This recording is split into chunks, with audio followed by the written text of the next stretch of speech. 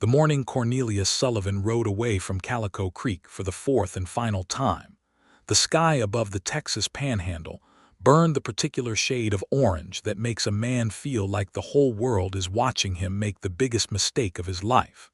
He was 26 years old, broad across the shoulders, with hands that had been roughened by cattle rope and fence wire since he was old enough to ride, and he had turned his horse around at the New Mexico state line 3 times already. 3 separate times he had kicked up dust heading west, and 3 separate times something had pulled him back, like a rope looped around his chest and cinched to the town of Calico Creek itself. But this morning felt different.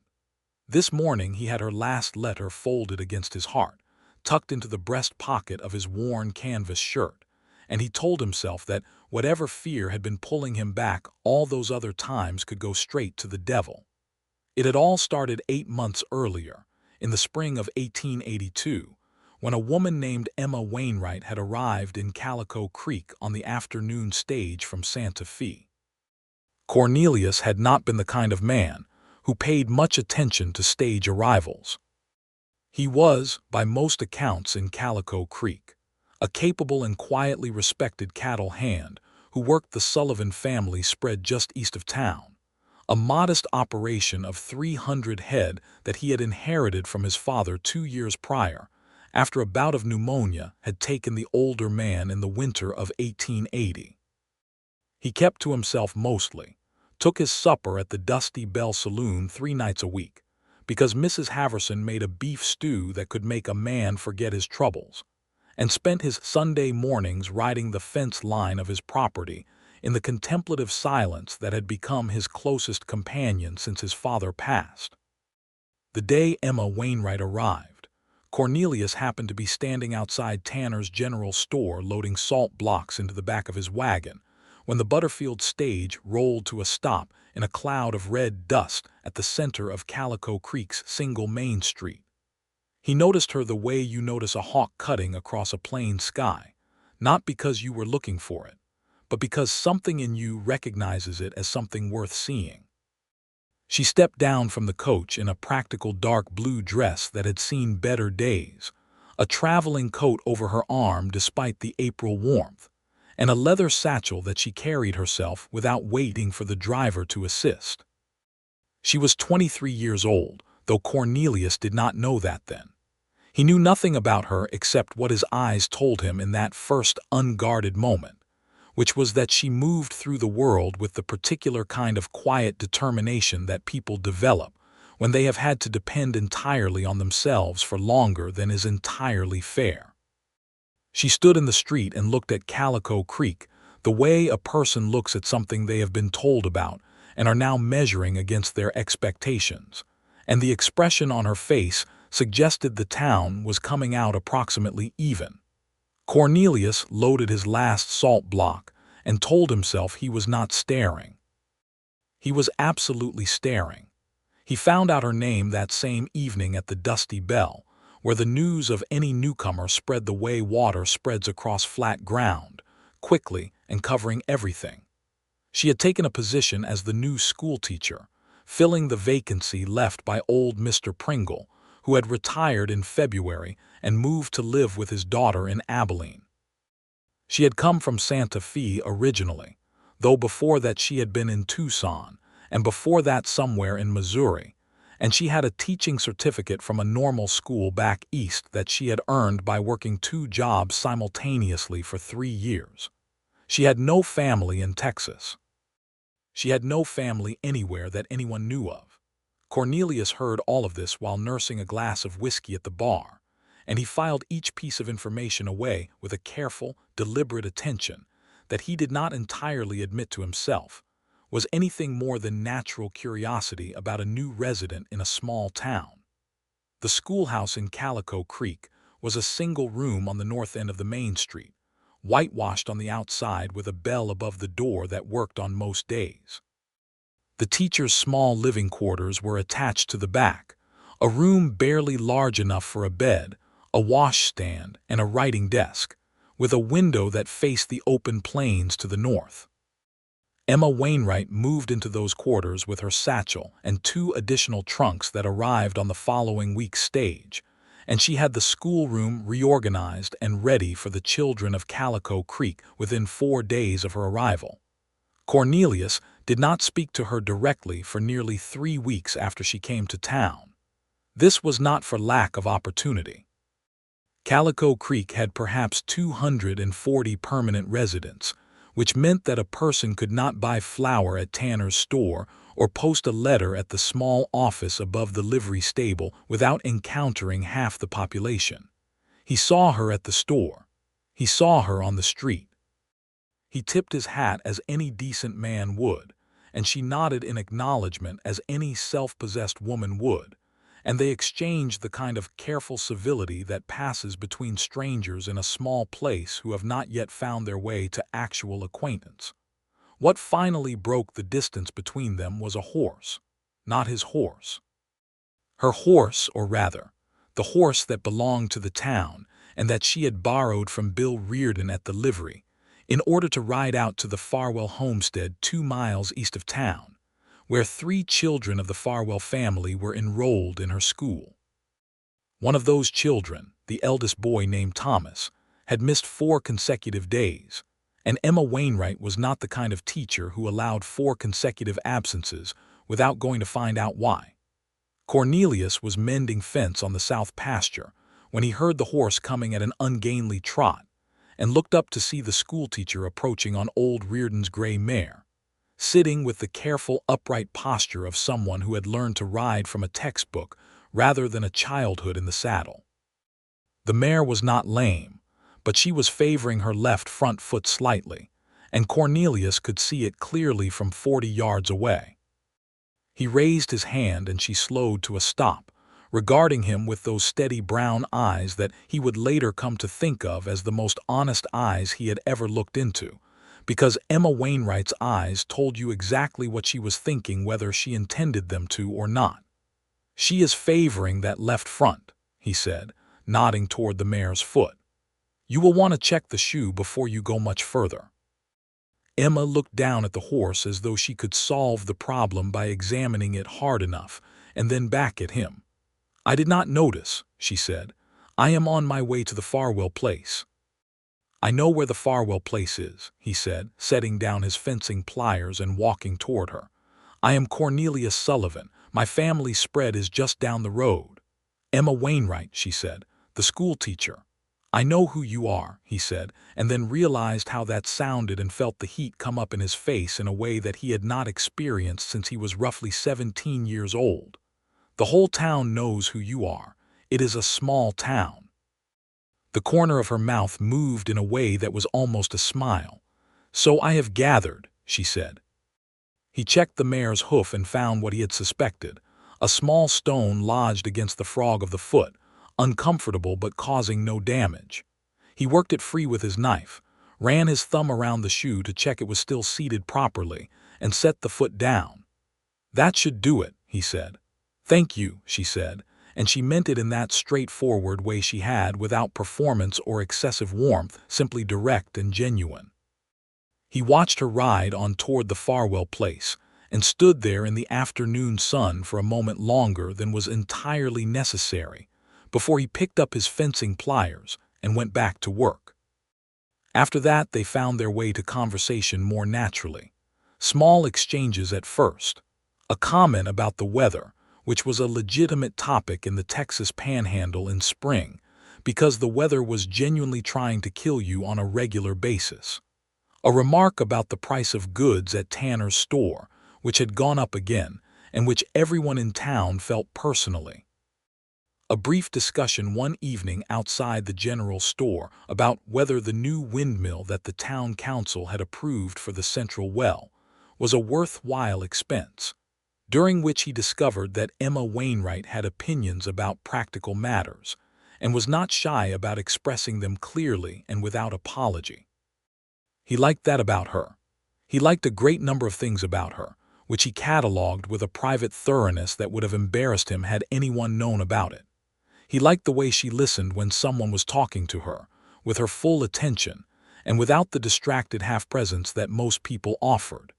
He liked the way she handled the children of Calico Creek, firm and patient and genuinely interested in the particular way each child thought about things. He liked that she rode out to check on absent students herself, rather than waiting for parents to come to her. He liked that she had a laugh that she did not deploy often, which meant that when she did laugh it felt like something earned. By the middle of May they were walking together on occasion, not by arrangement, simply falling into step when they happened to be heading the same direction, and letting those walks stretch a little longer than strict necessity required. It was on one of those May evenings, walking back from the post office where Emma had gone to mail a letter to the Board of Education in Austin regarding some supply requests for the school, that Cornelius Sullivan first told Emma Wainwright something true about himself. They were walking south along the main street in the lavender dusk when she asked him, without any particular forethought that he could detect, whether he was happy on his family's ranch. The question caught him off guard, and because it caught him off guard, he answered it honestly instead of with the comfortable deflection he would have otherwise used.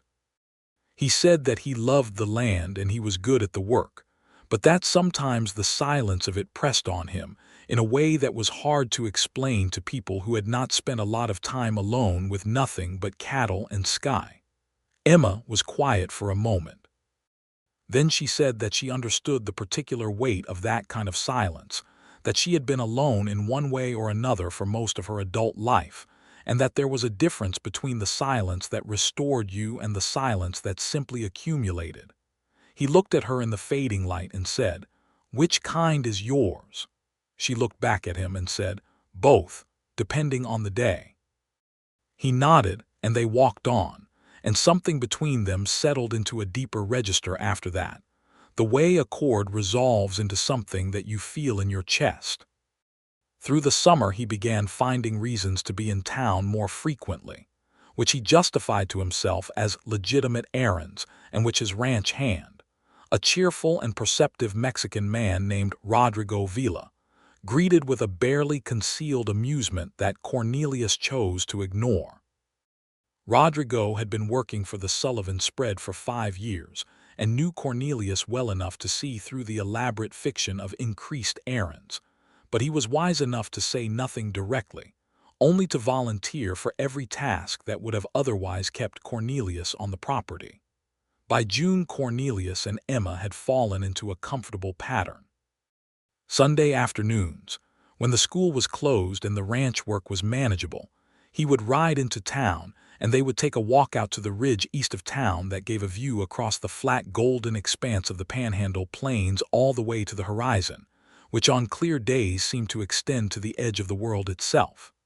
They brought food sometimes, a simple meal that Emma would prepare on the small iron stove in her quarters, corn bread and salt pork and canned peaches when she had them. They talked about everything. He told her about his father, about growing up on the ranch, about the land and what it required of a person. She told him about Missouri, about the normal school, about the 2 jobs she had worked simultaneously to pay for her certificate. She told him that her mother had died when she was 15 and her father had remarried quickly, to a woman who was not unkind but who made clear in the subtle, persistent way of such women that Emma was a guest in the household rather than a member of it. She had left Missouri at 18 and had not gone back. He listened to all of it with the same careful attention she gave to everything, and he felt the particular tenderness toward her that comes not from innocence but from understanding, from knowing exactly what a person has had to be strong about and respecting them for it. By July, they were not pretending that the Sunday walks were casual. They were not pretending that the way he looked at her was incidental, or that the way she looked back at him was merely friendly. Calico Creek had noticed, as small towns do, and the noticing had the warmth of approval rather than the chill of gossip, because Emma Wainwright had, in 3 months, become genuinely loved in Calico Creek, in the way that people love a teacher who treats their children as if they matter, and Cornelius Sullivan had always been quietly well regarded as a man who did what he said and paid his debts, and did not cause trouble. It was on a Sunday in late July, on the ridge east of town with the heat pressing down on the golden plains, and the two of them sitting in the narrow shade of a lone post oak tree, that he told her he had feelings for her that went beyond friendship, and that he was telling her directly because he had no interest in letting them live unspoken between them if she did not feel the same way. She had looked at him for a long moment with those honest brown eyes, and then she said, "I know you do, Cornelius. I feel the same way. I have for some time." He felt something release in his chest that he had not entirely known was coiled tight there. He reached over and took her hand, and she let him, and they sat like that for a long time in the shade of the post oak tree while the sun moved across the Texas sky and the cattle lowed somewhere distant on the plain below. It was simple, and it was one of the best moments of his life. What followed was the kind of summer that a person carries with them in whole and vivid detail for the rest of their life. Long evenings on the schoolhouse porch when the heat had broken, and the stars were coming out in their extravagant panhandle numbers. Sunday rides across the spread where he showed her the land he loved, the creek bed where cottonwoods had taken root in improbable defiance of the aridity, the high ground where you could see 3 different weather systems at once, rain moving in from the northwest, sunshine in the east, and the bruise of a distant storm hanging purple over the south. She rode better now, having borrowed old Reardon's mare regularly enough that she and the horse had come to a working understanding. She laughed more that summer, that particular laugh of hers that felt like something earned, and he heard it often enough that it stopped surprising him while managing to continue delighting him, which he thought was probably the ideal state of things. He kissed her for the first time in August, on the porch of the schoolhouse at the end of an evening when the stars were unreasonably brilliant, and the air had cooled to something almost gentle, and he had looked at her and found her already looking at him, and it had felt completely inevitable in the best possible way. She had kissed him back with a directness and warmth that was entirely in keeping with everything he knew about her. No hesitation and no performance, just Emma being Emma. He rode home that night with the kind of happiness that makes a man want to tell someone about it, and he told Rodrigo the next morning over coffee, and Rodrigo said, "I have been watching you making your elaborate excuses to go to town for 3 months, and I was beginning to wonder what was taking you so long," which made Cornelius laugh and clap his ranch hand on the shoulder and pour him an extra measure of coffee. September brought the first hints of autumn, and with it, complications. The complications arrived in the form of a letter, which Cornelius received from his mother's brother, a man named Howard Briggs who had settled in Las Cruces, New Mexico Territory, some years prior, and who had written to say that he was dying of a lung condition, and that he wished to see Cornelius, his favorite nephew, before he went. He was asking, in the careful indirect way of a man who had too much pride to ask plainly, whether Cornelius would consider coming to Las Cruces. Howard Briggs had been kind to Cornelius as a boy, one of the few adults who had treated him as a person rather than a project to be managed, and Cornelius felt the pull of obligation and genuine affection both. He talked it over with Emma on the ridge east of town on a Sunday in mid-September, the air already carrying the first edge of autumn in it, the light coming in at the lower angle that meant summer was stepping aside. Emma said what she always said when he was working through a difficult thing, which was to listen first and not offer her opinion until he had laid the problem out fully. Then she said that going to see his uncle was the right thing to do, and that she would be here when he got back, and that she was not the kind of woman who needed a man to stay close by as proof that he cared. He looked at her and felt the familiar welling of something he had been thinking increasingly was love, and he said he would be back within the month. He left on a Monday morning in late September 1882, headed west on his roan horse, a capable and steady animal named Pinto that had carried him through 4 years of hard ranch work without complaint. He had packed light, a bedroll and saddlebags with provisions, enough for 2 weeks on the trail. Las Cruces was roughly 400 miles west through some of the most demanding terrain in the Southwest, across the Llano Estacado and through the Guadalupe Mountains, and into the Rio Grande Valley, where the desert softened toward the river. He made good time for the first 4 days. The problem began somewhere on the fifth day, crossing the high plains toward the New Mexico line. It was not a dramatic problem. There was no event he could point to and say, "Here, this is where things went wrong." It was more that the silence of the trail, the long, uninterrupted days of riding through country that did not care about him, had a way of turning his thoughts inward in a manner that was not entirely useful. He had spent most of his adult life alone, and he had thought he had made a kind of peace with it. But now that he had spent the summer with Emma, the solitude of the trail felt different. It felt like something taken away rather than simply something absent. He thought about what he was riding toward, a dying uncle in Las Cruces, a conversation that could not be made easier by delaying it, the right thing to do, and he thought about what he was riding away from. Emma Wainwright on the schoolhouse porch with the autumn stars coming out. Emma's laugh. Emma's hand in his on the ridge east of Calico Creek. Emma saying, "I will be here when you get back." He crossed into New Mexico territory on the evening of the fifth day, watched the sun go down over country that looked remarkably similar to what he had left behind, and made camp beside a dry creek bed with his fire burning low against the autumn chill. In the morning he broke camp, loaded his saddlebags, climbed onto Pinto, and sat there in the early light for a long time. Then he turned the horse around. He told himself, as he rode east back toward Texas, that he had simply realized he had forgotten to arrange for Rodrigo to handle the fall cattle count, which needed to happen before the buyers came through in October. It was a legitimate concern. It was true that he had not made that arrangement before leaving, but it was not, if he was being honest with himself, the reason he turned back. He arrived in Calico Creek 2.5 days later, dusty and obscurely ashamed of himself.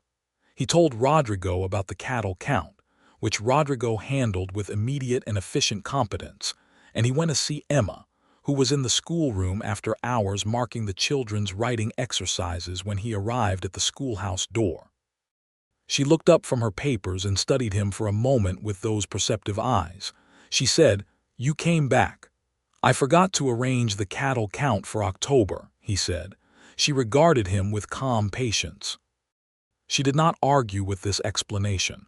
She simply said, "All right, when will you leave again?" "Friday," he said. He left again on Friday and this time made it 8 days. He crossed the New Mexico line, rode another 2 days into the territory, could see in the distance the blue rise of the San Andres Mountains, was within roughly 2 days' ride of Las Cruces, and then stopped one morning on a stretch of road between 2 rises of creosote and dry grass, and sat on Pinto for so long that the horse began to graze the sparse roadside vegetation. This time he could not construct a practical excuse. He turned around anyway. He made it back to Calico Creek in 3 days. Emma was on the schoolhouse porch when he arrived, reading by the fading afternoon light, and she looked up at him with an expression that was equal parts affection and exasperation, and something more complicated underneath both of those things. "Cornelius," she said. "I know," he said. "What are you afraid of?" she asked. He stood there with Pinto's reins in his hand and the question hanging between them in the October air. He had an answer in him somewhere, but finding it and speaking it were 2 different things, and he was not yet sure he was capable of the second one. "I am not sure," he said, which was the closest he could get to honest. She was quiet for a moment. Then she said, "Your uncle is dying. He asked you to come. Whatever is pulling you back here, it will still be here when you return. I will still be here. The ranch will still be here. But your chance to see your uncle before he goes will not wait indefinitely." He knew she was right. He had known she was right both times he had turned back. Knowing and doing are different countries is the thing, and the line between them can be harder to cross than any state line on any map. "I will go back out on Sunday," he said. On Sunday he got as far as the state line, to the exact spot where the flat Texas plain crossed an invisible cartographic boundary into New Mexico territory, marked only by a surveyor's post that someone had planted in the red dirt some years prior, and which had been weathered to a dull gray. He stopped at that post. He sat on Pinto for a very long time. The wind came across the plain with nothing to stop it, carrying a little grit and the smell of dry earth. He turned around for the third time.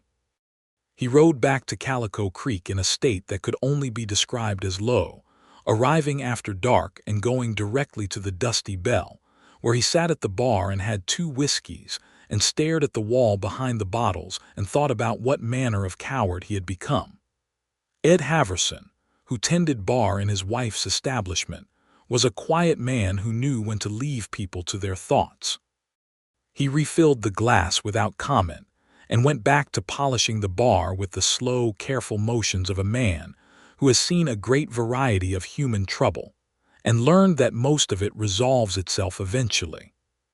Cornelius left an hour later and went to Emma's door, knowing it was late and half expecting her not to answer, but she did answer in a wrapper with her dark hair down around her shoulders and a lamp in her hand, and she looked at him with an expression that was so entirely free of surprise that it made him feel worse and somehow also better at the same time.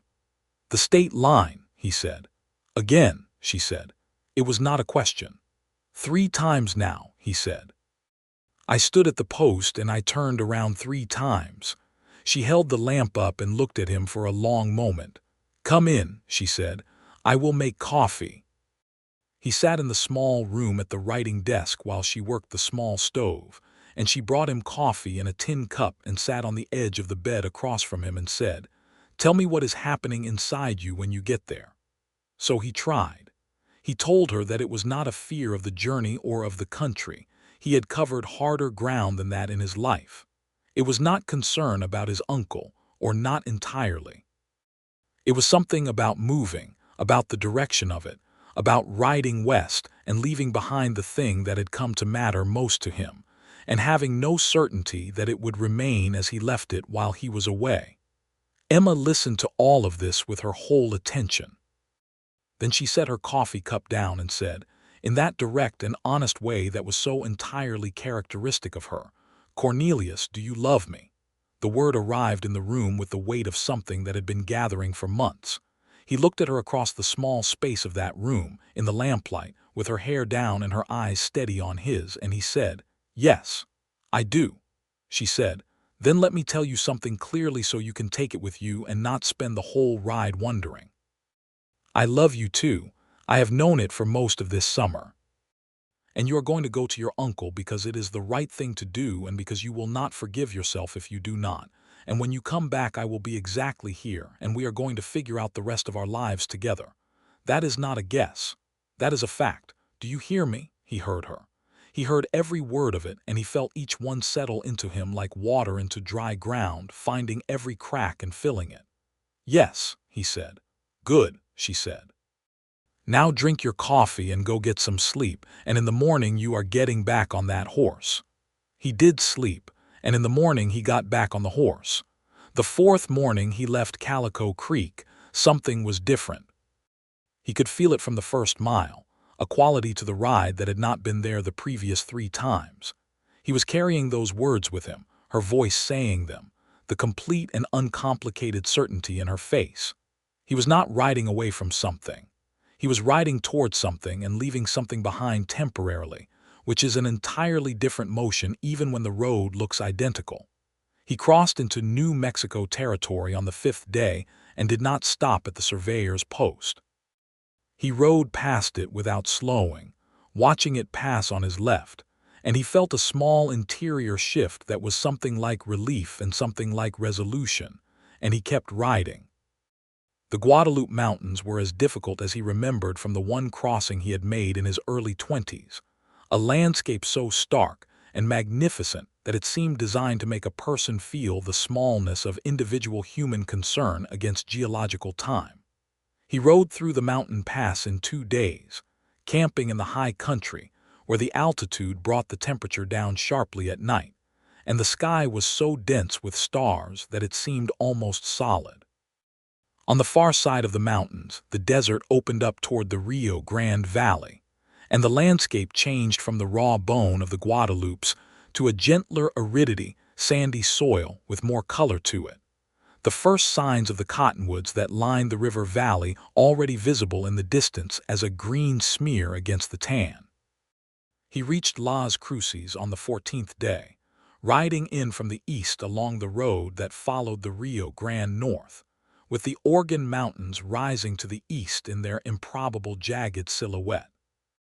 Las Cruces in 1882 was a modest but growing town, considerably larger than Calico Creek, with a central plaza in the Spanish tradition and buildings that reflected the mix of cultures that had layered over the Rio Grande Valley over centuries. Adobe alongside frame construction, Spanish alongside English on the storefront signs, the old world and the new one in constant negotiation. He found his Uncle Howard Briggs at a small adobe house on the south end of town, being looked after by a neighbor woman and her husband who had taken on the work out of a combination of Christian charity and genuine affection for the old man. Howard was in worse shape than his letter had suggested, thin in the way that lung sickness makes people thin, the body burning through itself to feed a fight it was already losing. But his eyes were clear, and his mind was sharp, and he was genuinely glad to see Cornelius in a way that made the 3 false starts and the long road entirely worthwhile.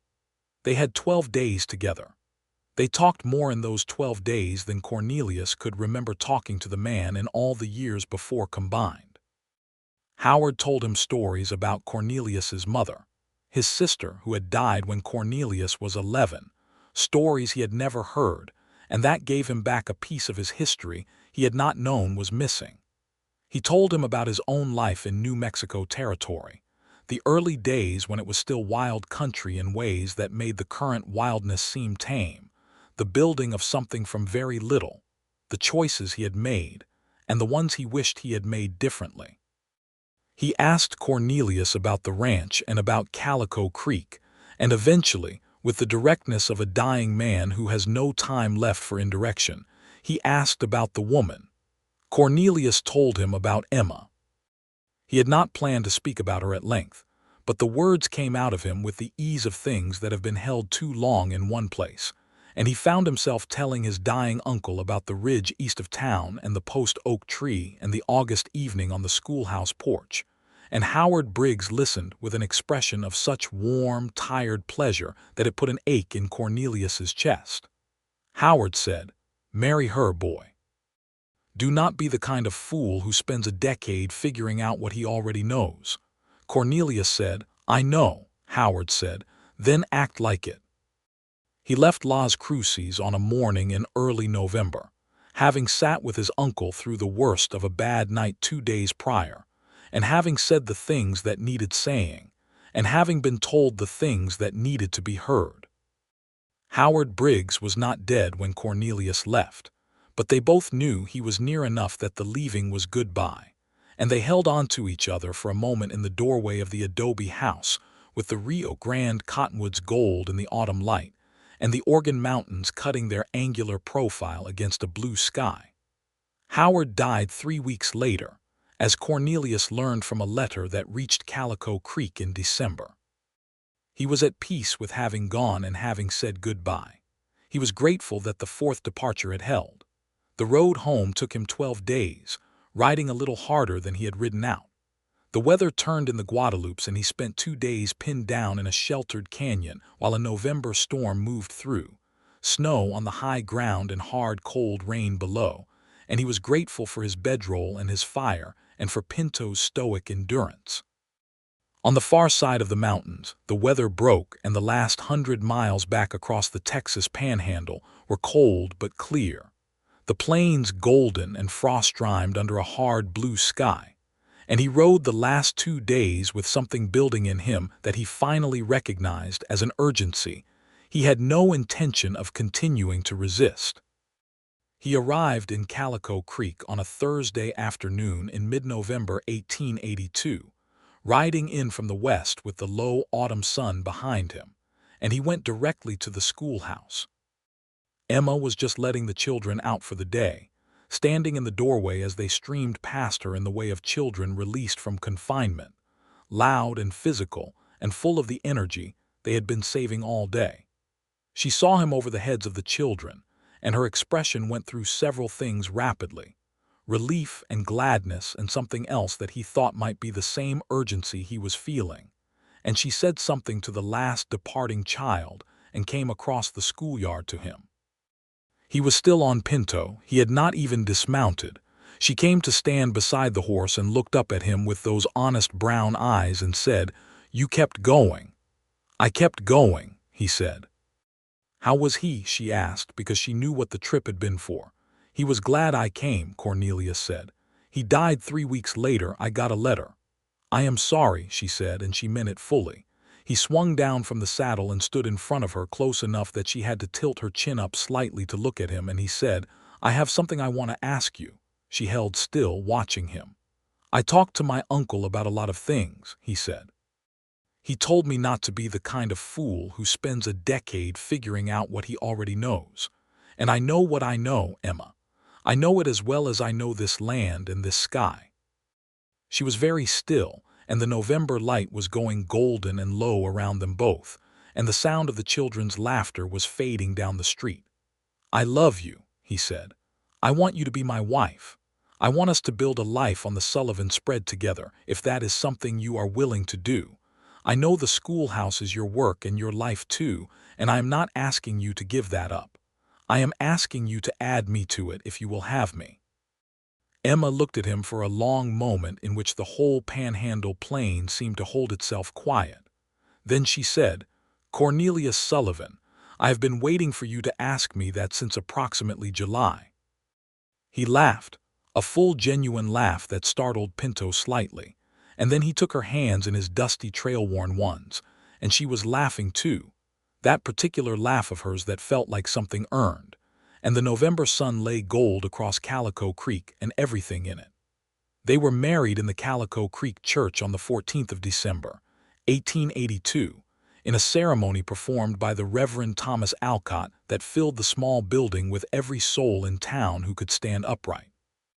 Emma wore a dress she had made herself from cream-colored wool that she had ordered from the dry goods catalog 3 weeks after Cornelius left for Las Cruces the 4th time, because she had been fairly certain by then how the story was going to end, and she believed in preparation. Rodrigo Vila stood beside Cornelius, and the Farwell children, all 3 of them plus 2 of their siblings, sat in the front pew and squirmed with the excited energy of children invited to an important adult occasion. The Dusty Bell Saloon had been commandeered by Mrs. Haverson for the reception, and she had cooked for 3 days in preparation and refused all offers of payment. There was music, a fiddle player named Jasper who worked at the mill on the edge of town and who could make a fiddle say things that had no business being said by a stringed instrument, and there was dancing that went on until midnight, at which point the Reverend Alcott quietly took his leave, and the dancing became less reverent. Emma danced with her new husband in the crowded, warm space of the saloon with the fiddle going and the lanterns burning, and she put her mouth close to his ear and said something that he carried in him for years afterward, which was simply that she had never in her life felt certain that she had a home, and that she felt certain now. They rode out to the Sullivan spread under a December sky thick with cold stars, Emma on old Reardon's mare and Cornelius on Pinto, the horses moving at an easy walk through the still cold night air. She had seen the ranch house before on Sunday visits, but this was different. This was arriving. The house was modest, 2 rooms with a kitchen added on the back, and a covered porch running along the south side that caught the winter sun. But it was solid and dry, and Cornelius had spent the previous 2 weeks cleaning and airing it with a thoroughness that Rodrigo had observed with entirely respectful silence. Emma stood on the porch and looked out at the dark plain and the star-thick sky and the distant sound of the cattle in the south pasture and breathed in the cold, clean air, and Cornelius stood beside her with his arm around her shoulders. "It is beautiful," she said. "It is," he agreed, though he was looking at her when he said it. The winter of 1882 into 1883 settled around the Sullivan Ranch, with the particular quality of cold that the Texas Panhandle delivered without apology, hard freezes and occasional snow, and the wind that came unobstructed across 1,000 miles of flat ground. Emma continued at the school, riding in on the borrowed mare each morning and returning in the afternoons, and Cornelius managed the ranch through the winter work, feeding the cattle through the lean months, mending equipment, making the endless small repairs that a working spread required. They built their life together in the evenings, in the warm light of the ranch house with the wood stove going and supper on the table, in the conversations that ranged from the practical to the philosophical and everywhere between. Emma had opinions about everything and expressed them clearly, and invited his opinions in return, not as performance but as genuine interest. And he found that the particular loneliness that had pressed on him for years in the silence of the ranch had been replaced by something so substantially different that it barely seemed like the same category of experience. He loved her more as he knew her better, which was not always the case between people and which he recognized as something to be grateful for. He loved her practicality and her warmth together, the way she was unsentimental about difficulty and deeply feeling about what mattered. He loved that she was honest with him even when it would have been easier not to be. He loved that she pushed back when he was wrong, which was not infrequently, and that she was gracious about it rather than satisfied. She loved him in the straightforward and unanxious way that she approached most things, fully and without reservation, and she told him so often enough that he stopped being surprised by it and began simply receiving it as the fact she clearly intended it to be. In the spring of 1883, two things happened that changed the shape of their life considerably. The first was that the Calico Creek School Board, in recognition of the notable improvements Emma had made in the school's attendance and the quality of the children's learning, offered her a second teacher position, a part-time assistant, which meant that her teaching duties could be shared and that she would not need to be at the school every single day. She negotiated the terms of this arrangement with the school board with the same clear-eyed competence she brought to everything, and came home one evening in April and told Cornelius that she had arranged things so that she would be at the school 4 days each week rather than 6, and that he should not look as pleased about this as he clearly looked. He said he was not pleased at all, which was such a transparent untruth that she laughed at him with genuine delight. The second thing was that Emma told him, on a warm April evening on the ranch house porch, that she was going to have a baby. He sat with this information for a moment that felt very long and very still, and then he felt something break open in him that had no precedent in his experience, a joy so large and immediate that it had nowhere to go and so simply expanded in every direction at once. And he took her hands and held them and looked at her with what must have been an expression that said everything he could not assemble into words, because she laughed and squeezed his hands back and said, "Good. I was hoping you would feel that way." When he managed, October, I believe, she said, I spoke with Dr. Carmichael. Dr. Carmichael was Calico Creek's physician, a capable and unhurried man of 50 who had been practicing medicine in frontier towns long enough that very little disturbed him. Cornelius said, "Are you well? Are you feeling all right?" "I am perfectly fine," she said. "A little tired in the mornings, but otherwise entirely myself." He believed her, because Emma Wainwright Sullivan was not a woman who said she was fine when she was not. The spring and summer of 1883 were the best months of Cornelius Sullivan's life to that point. The ranch was doing well, the cattle herd healthy after a mild winter, the grass coming in strong through May and June. He hired a second ranch hand, a young man named Calvin Reese from up near Amarillo who was 18 and capable and eager to learn. And between Rodrigo and Calvin, the ranch operation could run smoothly on days when Cornelius's attention was needed elsewhere. He made several improvements to the ranch house, adding a second room and reinforcing the roof, with the intention of making the place adequate for a family that was about to become larger.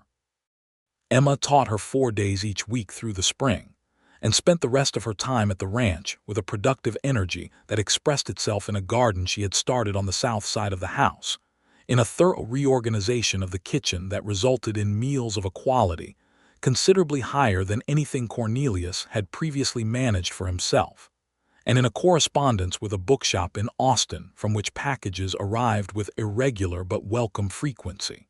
She had opinions about the baby's name.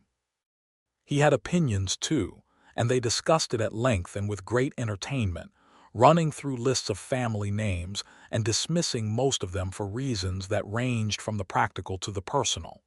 She vetoed 3 names that had been in his family. He vetoed 2 that she suggested.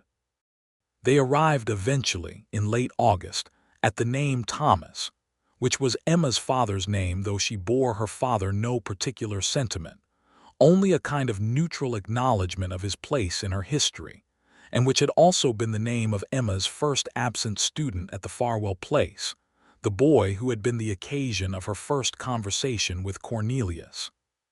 It seemed, they agreed, like the right kind of name.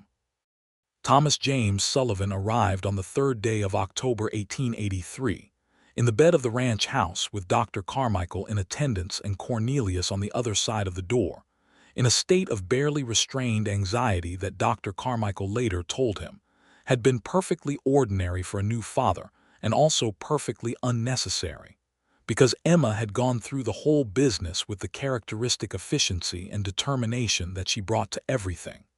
When Dr. Carmichael let him in, Emma was in the bed with the baby in her arms, tired and glowing in the particular way of new mothers that seems to run on some entirely separate fuel source from ordinary human energy, and she held out the baby toward Cornelius with a look on her face that he had never seen before, and would later describe only as the look of a person who has just discovered a new room in a house they thought they knew entirely. Cornelius took his son in his arms. He had held babies before, the children of neighbors and ranch hands, but this was entirely different.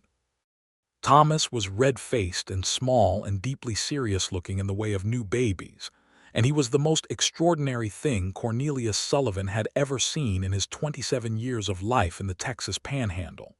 He stood there in the low afternoon light of the ranch house bedroom with his son in his arms and looked at Emma and said, "Thank you." She smiled at him with those honest brown eyes and said, "Come sit with us." He sat on the edge of the bed, and she leaned against his shoulder, and Thomas slept in his arms with the profound, unself-conscious trust of the newborn. And outside the window the October light lay golden across the plain, and the Sullivan Ranch stretched out in all directions, solid and real and entirely theirs. Rodrigo brought a bottle of the good tequila he kept for special occasions and left it on the porch without knocking, which was exactly the right thing to do, and Calvin Reese spent the rest of the afternoon doing extra chores with the muted reverence of a young man who understands that something significant has happened and is not entirely sure how to fit himself to it. The years that followed were full ones, in the good sense, in the sense of being filled with things that mattered. Calico Creek grew through the mid-1880s as the railroad pushed west across the Panhandle. The arrival of the rail line in 1885 brought new settlers, new commerce, and new complications. Land that had been cheap became more valuable. Cattle operations that had been marginal became profitable with reliable access to eastern markets. The Sullivan spread prospered in this changed landscape, and Cornelius expanded the operation carefully, buying the adjacent quarter section when old Jim Prater retired and moved away, extending the fence line, building up the herd to something over 500 head by 1886. Emma expanded the school. The new settlers brought children, and the single-room schoolhouse that had served Calico Creek adequately when she arrived in 1882 was no longer sufficient by 1885. She went to the town council 3 times before they agreed to fund a second building, which she referred to privately as the usual pace of institutional change, said without particular bitterness, because she had expected nothing faster. The new building went up in the spring of 1886, and she oversaw its outfitting with the methodical precision of someone who has thought about it for years and is not interested in doing it twice. She had 2 more teachers working under her by 1887, and the school served 62 children, which was remarkable for a town that had held barely 200 souls when she had stepped off the Butterfield stage 5 years prior. Calico Creek was becoming something more substantial than a collection of buildings at the edge of the vast, and Emma Wainwright Sullivan was no small part of the reason for that. Cornelius watched all of this with an admiration so steady and so deep that it had long since ceased to feel like admiration and simply felt like how he understood the world. Emma did not ask for recognition, and he did not offer it in the form of empty compliments, only in the form of attention, of knowing exactly what she was doing and why it mattered, of making sure that the ranch ran well enough that she could do what she did without worrying about what she was leaving to him. It was not a frictionless life. They were 2 people with strong opinions and the habit of expressing them, and they disagreed about things with some regularity. They disagreed about money once, significantly, when Cornelius wanted to make a large investment in additional stock that Emma thought was an overextension of their resources given the uncertainty of the cattle market. She turned out to be right in the event, because the cattle market did soften in 1886 in ways that would have pinched them badly had he made the purchase, and he told her so directly, and she accepted his acknowledgement with characteristic grace and did not press it further. They disagreed about Thomas, in the way that parents disagree about children, each feeling with passionate conviction that they were advocating for what was best, while the child in question continued to develop according to his own remarkable and entirely unpredictable nature. Thomas was, by age 4, an observant and determined small person who had absorbed both his parents' tendencies in ways that were equal parts wonderful and challenging. He had his mother's direct speech and his father's stubborn patience and an inventive quality that was entirely his own, and by age 5 he was the delight of the ranch and the bane of its careful organization, having developed a particular interest in gates and the things that happen when you open them. In the spring of 1886, Emma told Cornelius that she was expecting a second child.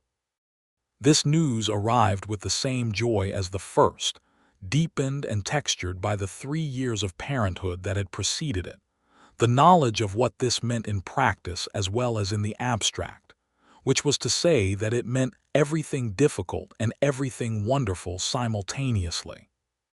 Their second child was a boy also, born in November of 1886, and they named him Daniel Howard, the Howard being for Cornelius's uncle who had died in Las Cruces in late 1882, whose advice about not spending a decade figuring out what he already knew had been taken and had resulted, in Cornelius's firm opinion, in the best version of his life. Daniel was different from Thomas in the ways that siblings invariably are, quieter and more interior, given to watching things carefully before engaging with them, which Emma said reminded her of the young man she had watched through her first weeks in Calico Creek, loading salt blocks into a wagon outside Tanner's General Store and most definitely staring. "I was not staring," Cornelius said. "Cornelius," she said, "you were absolutely staring." He allowed that he might have been looking in that direction, and she laughed, and Thomas, who was 3 years old and did not understand why the grown-ups were laughing, but was always ready to join in, laughed too. And Daniel watched all of this from his position in Emma's arms with the focused, evaluating gaze he would carry his whole life. Rodrigo Villa was, by 1887, as much a part of the Sullivan Ranch as the land itself. He had been there through it all, through the bachelor years and the courtship and the wedding and the children, and his steady competence was the bedrock on which the daily operation of the place rested. Cornelius paid him well and told him so clearly and often, and Rodrigo accepted this with the same quiet dignity with which he accepted everything. though he had his own quiet opinion about the injustice of a world in which a man of his capability was often looked past by the broader community simply for the fact of his heritage. He had lived in Texas long enough to understand exactly what was expected of a Mexican man in the Anglo towns of the Panhandle, and he navigated it with a pragmatic and unflinching competence that Cornelius respected, and Emma, who had her own clear understanding of what it was to be dismissed, admired deeply. She had made sure that his children, a daughter and a son from his family in the small settlement 4 miles south of Calico Creek, were enrolled in the Calico Creek school and treated with the same standard she applied to every child, no more and no less. Calvin Reese had left the ranch in 1885, heading north to Wyoming where the cattle work was plentiful and the wages were better, and Cornelius had hired 2 new hands, brothers named Abel and James Croft from East Texas, who were good workers and companionable in the way that brothers working together tend to be, each compensating naturally for what the other lacked. By the summer of 1887, the Sullivan Ranch was the largest operation in the area around Calico Creek, though it was not so large as to have lost the character of a working family place. Cornelius had never wanted the kind of operation that requires a man to be more administrator than rancher, and he kept it at the scale where he could know every animal and every fence post and every working part of it from his own direct experience. He still rode the fence line on Sunday mornings. He had done it since his father's time, and he continued to do it not because the fence always needed riding, but because the hour alone on horseback in the early morning, with the ranch spread out around him, and the day just beginning, was a kind of communion with the place that he needed. Emma understood this perfectly and made no comment on it except to have coffee ready when he returned, hot and strong in the way he liked it, a small and consistent act of attention that he never took for granted. Emma's work at the school had given Calico Creek something real, and the town knew it. The children who had come through her school in the years since 1882 were, in measurable ways, better prepared for the life that awaited them than the children of comparable frontier towns.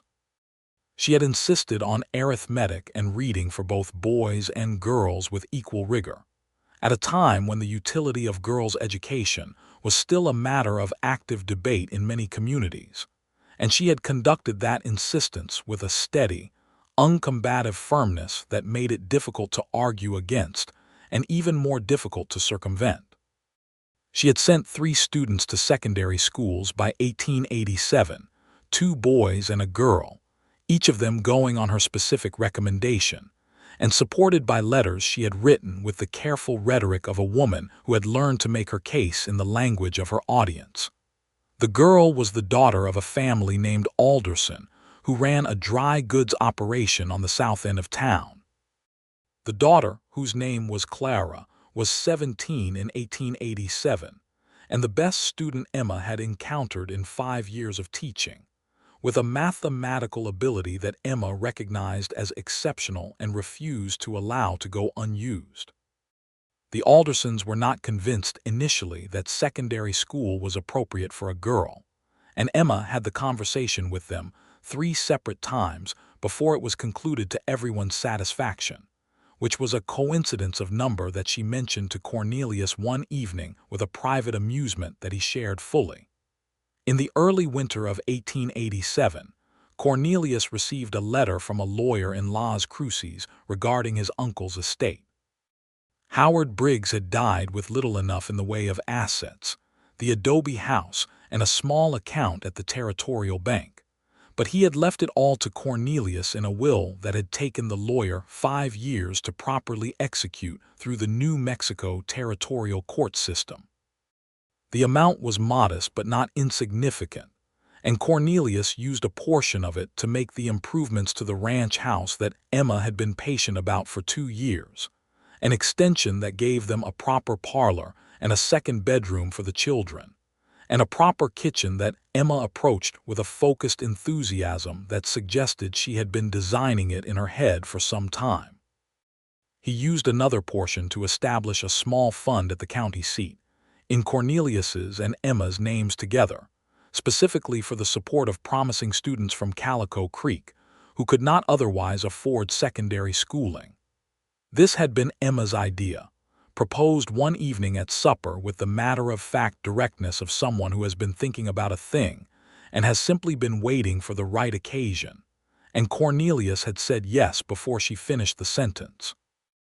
The Alcott Fund, as it came to be called, because they named it after the reverend who had married them in honor of his own committed belief in education, sent 4 students to secondary schools between 1888 and 1892. Thomas started at the Calico Creek School in the fall of 1888, at the age of 5, and the particular comedy of the situation, which was that he was attending the school run by his mother, was not lost on anyone in the family. Emma was extremely careful to be entirely fair to him, which meant that Thomas Sullivan received no special treatment of any kind from his teacher, and was held to exactly the same standard as every other child. A standard that Emma Wainwright Sullivan applied with a consistency that Thomas found challenging and bracing and good for him, in ways he would not fully appreciate until considerably later in his life. He was, by every account, a bright and occasionally infuriating student who would have tested the patience of a lesser teacher, and who tested his mother's patience in precisely the ways that were most useful for his development. Cornelius watched this with great private entertainment and had the good sense never to say so. Daniel followed his brother into the school 2 years later, and where Thomas was verbal and outgoing in class, Daniel was quiet and penetrating, the kind of student who did not raise his hand often but whose answers, when they came, arrived with a completeness that suggested he had been thinking about the question since before it was asked. Emma had them both handled by breakfast, and they both knew it, and the Sullivan family dinner table was, by 1890, a place of such vigorous and frequently overlapping conversation that visitors sometimes asked if everything was always this lively, and Cornelius would say, yes, consistently, with a satisfaction so evident it was nearly embarrassing. In 1889, Emma was elected to the Calico Creek Town Council, the first woman to hold that position, which she had not sought, and which she accepted with the remark that she expected it to be useful, and if it was not, she would say so. It was, in fact, useful. She brought to the council proceedings the same qualities she brought to everything else: a willingness to listen, a clear-eyed assessment of facts, and an absence of ego about the outcome that made her the most effective persuader in the room, despite the fact that she was, in the judgment of several of her fellow council members, the most inconvenient person to disagree with that they had ever encountered. Cornelius attended every council meeting in which she spoke and watched her with the undisguised admiration of a man who has been fortunate enough to be very much in love with someone he also deeply respects. She caught him looking once and raised an eyebrow at him from across the room in the specific way that communicated, without words, that he was being transparent, and he managed to look elsewhere for approximately 4 minutes before looking back. The night air in November 1889 was sharp and cold, and they walked home from the council meeting through the quiet streets of Calico Creek, with their breath making small clouds, and their hands linked in the easy, comfortable way that had become their ordinary. And Thomas came running to the door when they arrived home, because he had been awake, against the explicit instruction of his grandmother, who had been visiting from Missouri for 3 weeks, with the kind of wary warmth that characterized her relationship with Emma.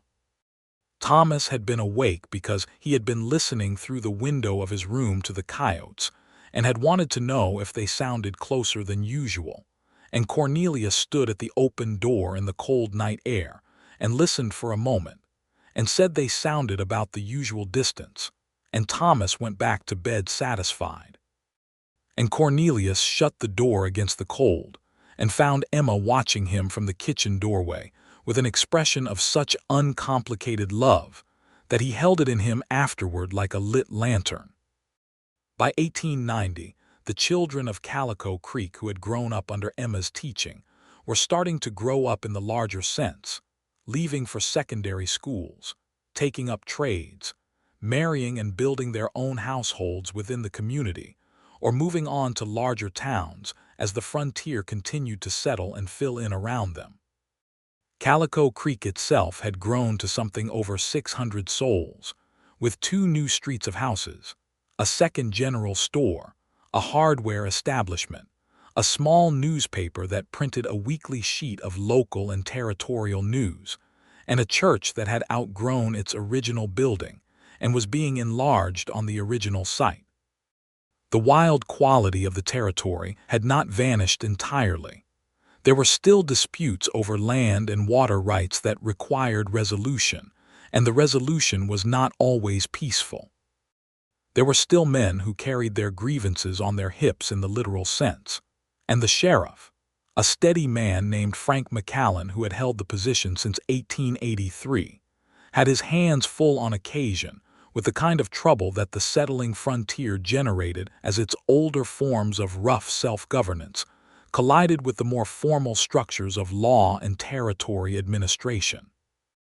Cornelius stayed out of it as much as possible, which was easier for a man with a thriving ranch and a clear sense of what he was building to do.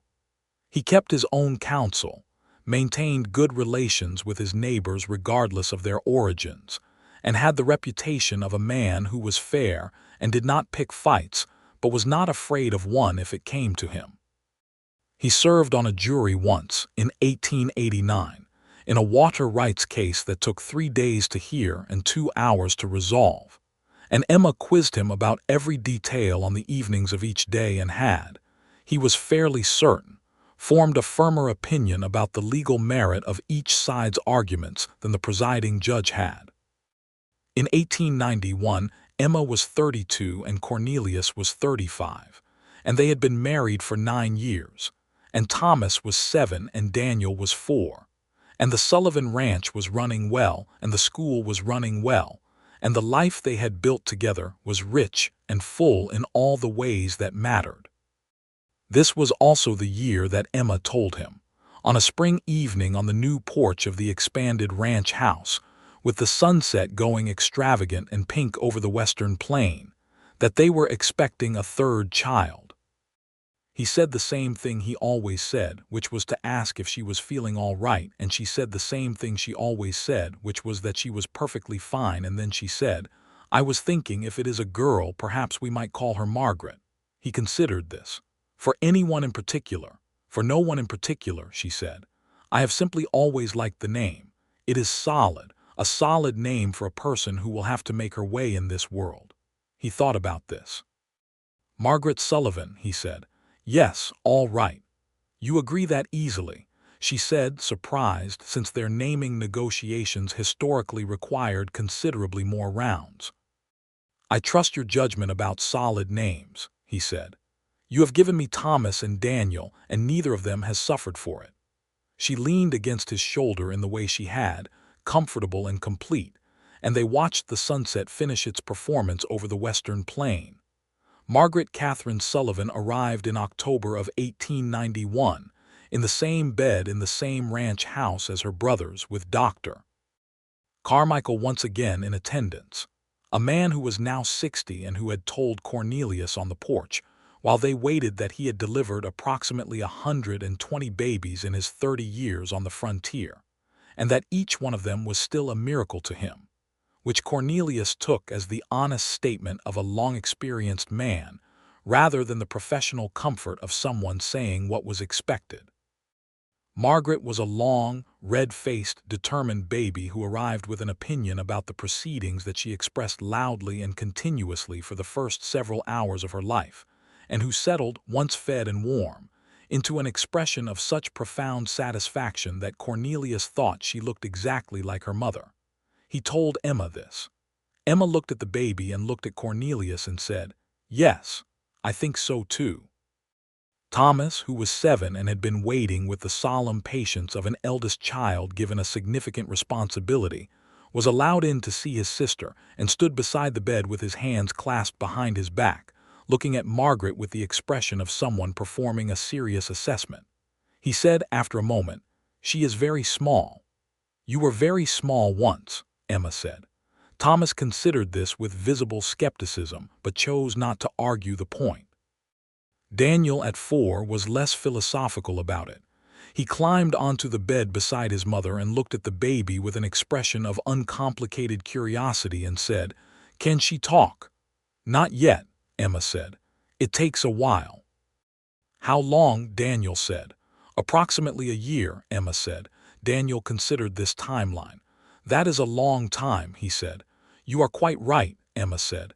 "It is." The years from 1891 through 1895 were a deepening of everything that had come before. Thomas, a natural horseman who had been riding since age 4, began working alongside Cornelius and Rodrigo on the ranch after school and on weekends, learning the operation with the focused attention of a child who has already decided what kind of man he is going to be.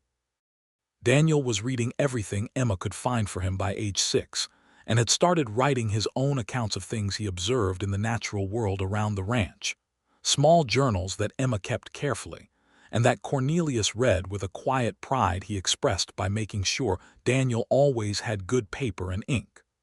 Margaret was, by age 3, making her presence felt in every room she entered, with a personality so vivid and direct that it seemed to generate its own weather. She had her mother's clear brown eyes and her father's patience when she chose to deploy it, which was less often than might have been ideal.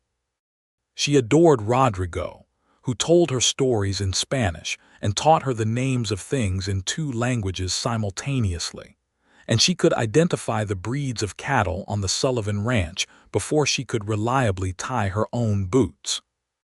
Emma continued at the school until 1893, at which point she made the decision, after a long and carefully considered conversation with Cornelius that covered 3 evenings and included considerable disagreement in the productive sense, to step back from daily teaching and transition into an administrative role, overseeing the school's operation and curriculum, while the 3 teachers she had trained over the years handled the daily instruction.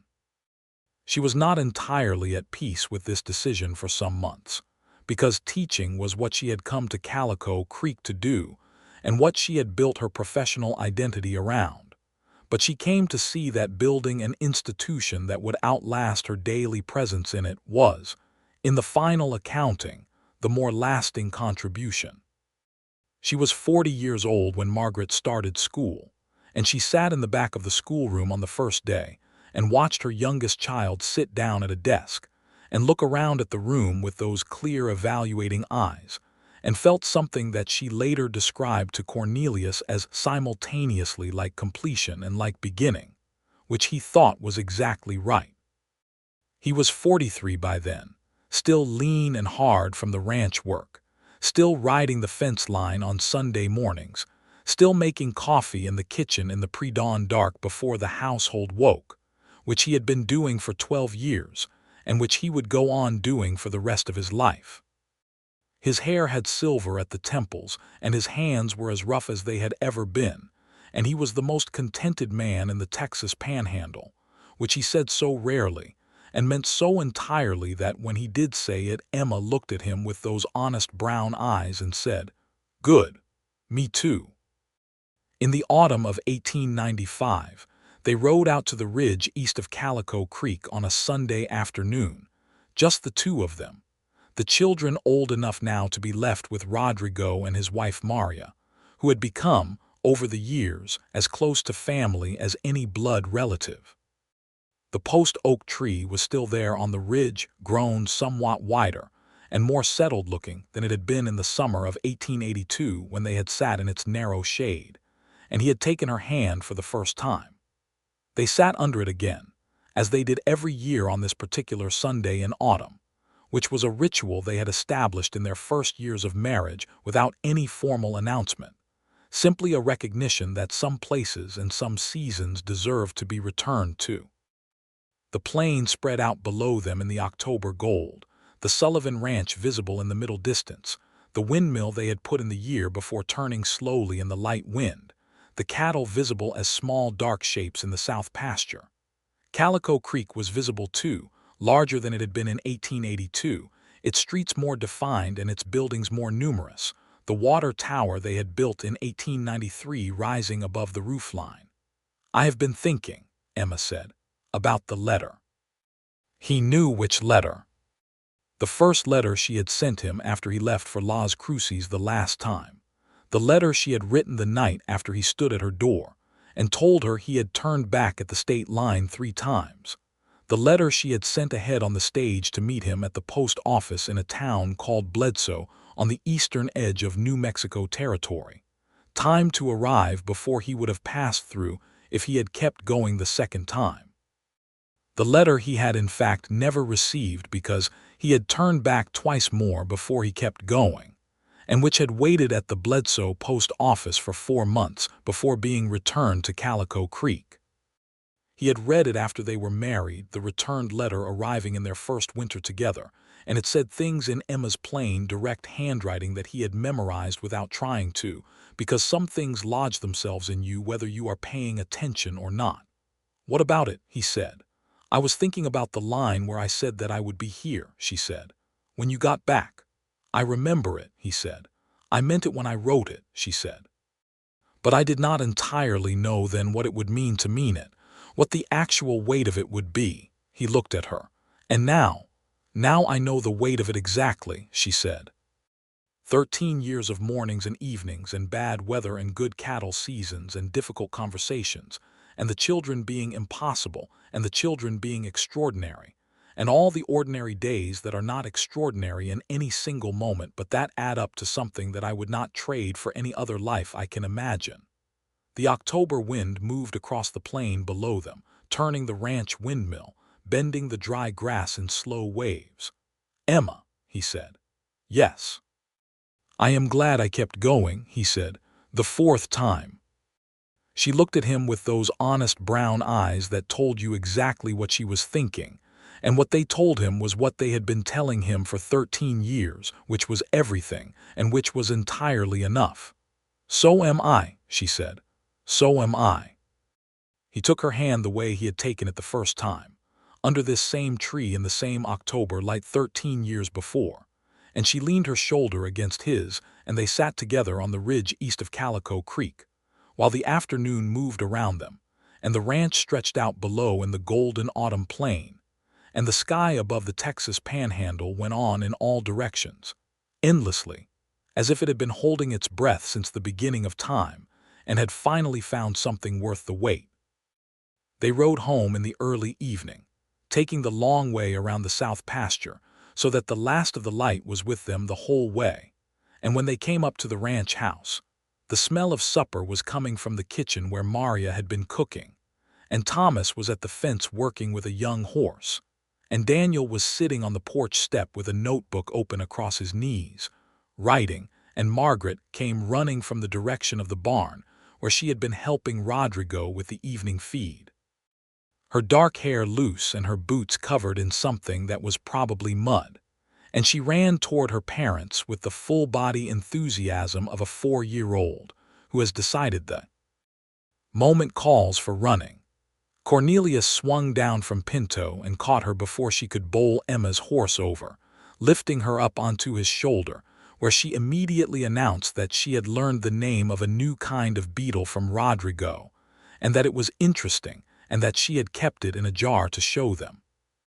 Emma was laughing, and Thomas looked over from the fence with the carefully dignified expression of a 12-year-old who has decided he is too old to run to greet his parents but who was watching with undisguised warmth, and Daniel looked up from his notebook and said, "How was the ridge?" "Good," Cornelius said. "Same as always." "Different," Emma said at the same time. They looked at each other. She smiled. "Both," Cornelius said, "good and different, both things at once." Daniel nodded as though this confirmed something he had already suspected, and went back to his writing, and the Sullivan Ranch settled into the evening of an autumn day in 1895, with the stars beginning their appearance in the east, and the coyotes starting their distant conversation somewhere on the plain, and the supper warm inside, and all the years ahead still unwritten and waiting, full of the ordinary, extraordinary weight of a life well and truly lived together. In the wild and beautiful and demanding country of the Texas Panhandle, where the sky went on forever, and a man had once turned back at the state line 3 times before he finally kept going, and found on the other side of that last crossing everything he had not known how to stop himself from coming home for.